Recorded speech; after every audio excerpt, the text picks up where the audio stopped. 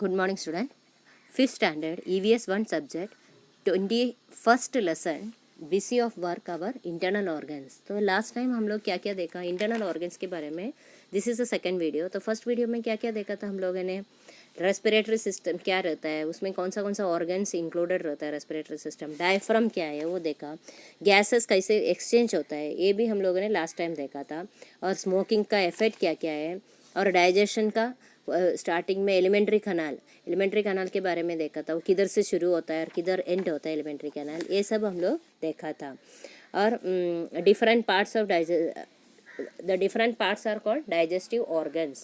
और certain glands outside the alimentary canal assist the process of digestion. जो alimentary canal का बाहर का जो parts रहता है वो भी digestion के लिए help करते हैं. ठीक है. Next is the digestive organ.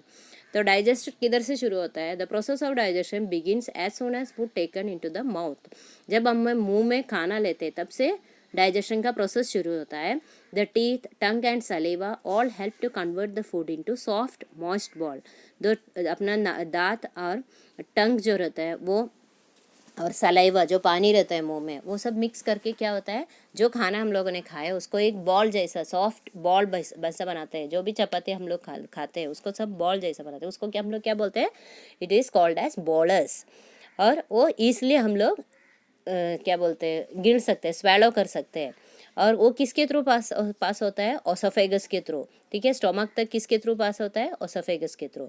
और ये जो स्टोमक किस है वो कैसे शेप है, स्टोमक का एक बैग जैसा शेप रहता है. और जो उधर क्या होता है, ये जो भी खाना रहता है वो चर्न होता है, मिक्स हो जाता है.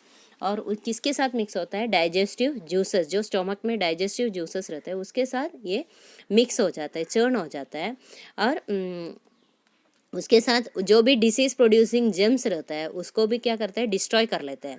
And the food changes into a thin slurry in the stomach. वो एक पतला सा ये बना लेते हैं और ये जो है स्मॉल इंटेस्टाइन में भेज देते हैं फूड.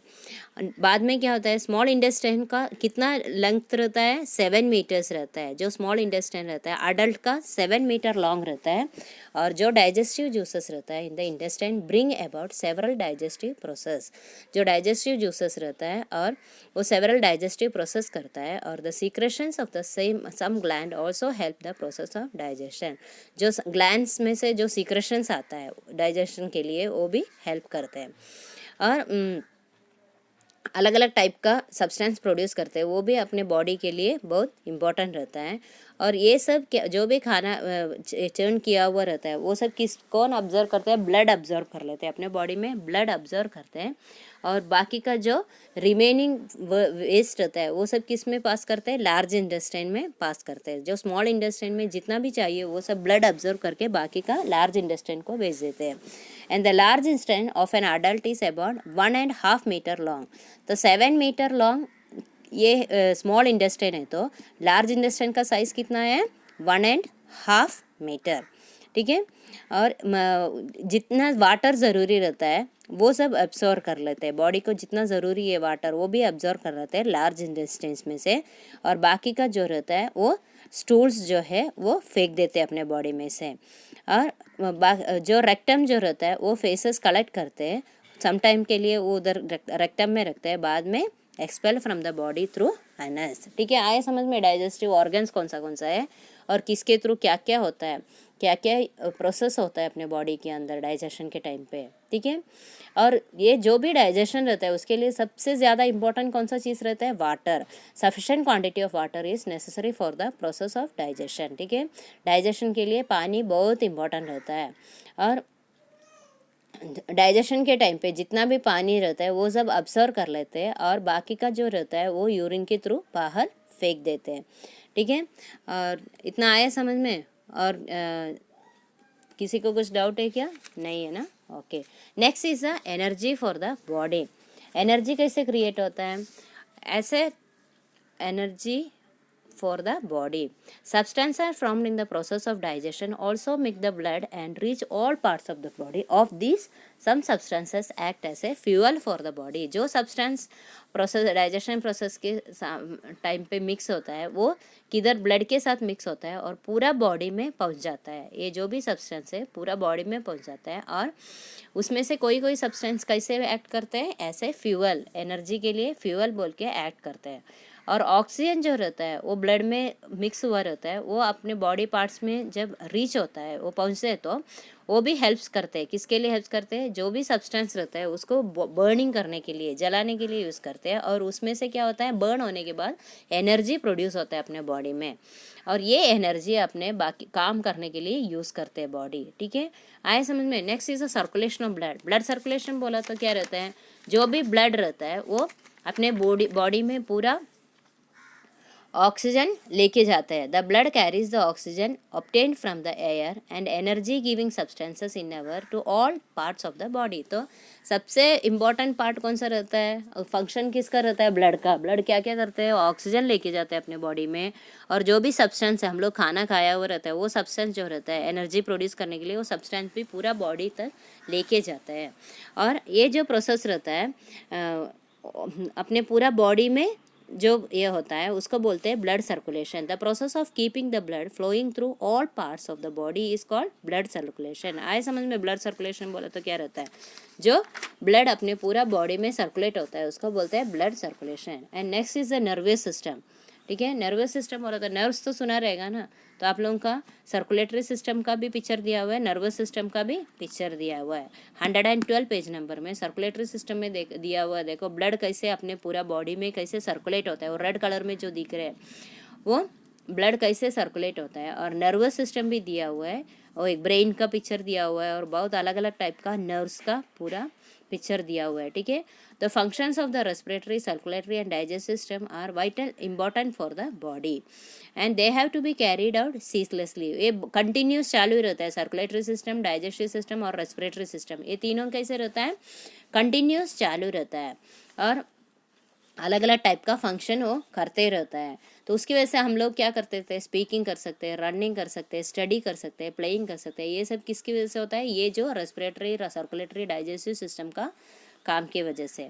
और कोऑर्डिनेशन तो सुना रहेगा आप लोग, इसके पहले हम लोग कोऑर्डिनेशन के बारे में पढ़ा था, इसके पिछले 2-3 लेसन पहले। कोऑर्डिनेशन बोला तो क्या है, अटेंशन देना, अलग अलग फंक्शंस के ऊपर अटेंशन देना, और राइट टाइम पे होता है कि नहीं ये देखना, that is the right manner में होता है क्या, राइट टाइम पे होता है क्या, ये देखना, दैट इज़ अ कोऑर्डिनेशन। तो ये जो मेंटेन करते हैं, कोऑर्डिनेशन मेंटेन करना किसका काम रहता है, अपना बॉडी में ब्रेन का काम रहता है। Brain maintaining the coordination. Okay, आया समझ में। There is a network that connects the brain and all the different parts of the body. एक नेटवर्क रहता है, अपने अलग अलग टाइप का बॉडी को कनेक्ट करते हैं। And this is a network और nerves that carry messages to and fro between brain and the parts of the body. तो ये जो मैसेज है ये नेटवर्क के थ्रू ब्रेन्स में और नर्व्स में पहुंच जाता है। And the brain and the network of nerves are together called nervous system. तो ब्रेन और अलग अलग टाइप का नर्व्स, वो दोनों मिलके क्या हम लोग बोलते हैं, नर्वस सिस्टम बोलते हैं, नर्वस सिस्टम बोलते हैं। ठीक है, तो आप लोग देखा रहेगा जो अल्कोहल ड्रिंक करते वाले, ड्रिंकिंग अल्कोहल जो है वो क्या होता है, जब ड्रिंक करते हैं, अल्कोहल ड्रिंक करते हैं, तो अलग अलग टाइप का इफेक्ट्स होता है अपने बॉडी में, अलग अलग इफेक्ट्स होता है, और वो सबसे ज़्यादा किसको इफेक्ट करते हैं, नर्वस सिस्टम को इफेक्ट करते हैं। उसकी वजह से बॉडी का कंट्रोल चले जाते हैं। आप लोग देखा रहेगा पी के रोड में गिरे हुए सब लोग, वो क्यों होता है, अपने बॉडी के ऊपर का कंट्रोल चले जाता है। जो नर्वस सिस्टम में इफेक्ट करते हैं तो बॉडी के ऊपर का कंट्रोलिंग चले जाता है, और कोऑर्डिनेशन जो है ब्रेन का और नर्वस सिस्टम का कोऑर्डिनेशन भी बंद हो जाता है। ठीक है, कभी कभी बहुत दिन तक वो अल्कोहल ड्रिंक करने वाले को क्या होता है, अल्सर ये होता है, वो ऐसा नहीं क्या अपने पेट के अंदर अल्सर हो जाता है, और बाकी का डाइजेस्टिव ऑर्गन को भी वो इफेक्ट करते हैं, लिवर, किडनी, ऐसा पार्ट्स को वो ज़्यादा इफेक्ट करते हैं जो बहुत दिन तक अल्कोहल ड्रिंक करने वाले। और बाकी का कौन सा सिस्टम्स रहता है अपने बॉडी में, other system in the body कौन सा रहता है, इसके अलावा अभी क्या क्या लर्न किया हम लोगों ने, रेस्पिरेटरी सिस्टम देखा, डाइजेस्टिव सिस्टम देखा, सर्कुलेटरी सिस्टम देखा, और नर्वस सिस्टम देखा। ओके, और दूसरा जो है स्केलेटल सिस्टम रहता है। स्केलेटल सिस्टम किसके लिए रहता है, अपने बॉडी को शेप देने के लिए और प्रोटेक्ट करने के लिए। ऑर्गन्स जो रहता है अपने बॉडी के अंदर का ऑर्गन्स को प्रोटेक्ट करने के लिए स्केलेटल सिस्टम रहता है। एक्सक्रीटरी सिस्टम बोला तो अपने बॉडी का जो अनवांटेड सब्सटेंस रहते हैं, वेस्ट सब्सटेंस रहते हैं, वो सब बाहर फेंकने के लिए एक्सक्रीटरी सिस्टम रहता है। ये जो भी सिस्टम्स रहता है, अलग अलग टाइप का system, that are all important to the function of our body.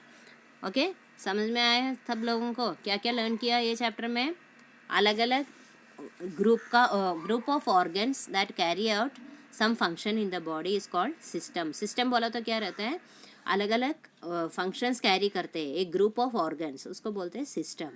तो nose, trachea, lungs and diaphragm are the organs that form the respiratory system. Respiratory system में nose, trachea, lungs and diaphragm, ठीक है। और mouth, oesophagus, stomach, small intestine, large intestine, rectum and anus, ये सब क्या रहता है? And certain glands outside the alimentary canal are the digestive parts of the digestive system. Digestive system का organs है। और दूसरा क्वेश्चन है skeletal system and excretory system. और nervous system coordinates all the function of the body. और अपना healthy life lead करने के लिए सब फंक्शंस जो रहता है वो स्मूथली रन होना चाहिए। Okay, all of you got this points? Okay then, bye.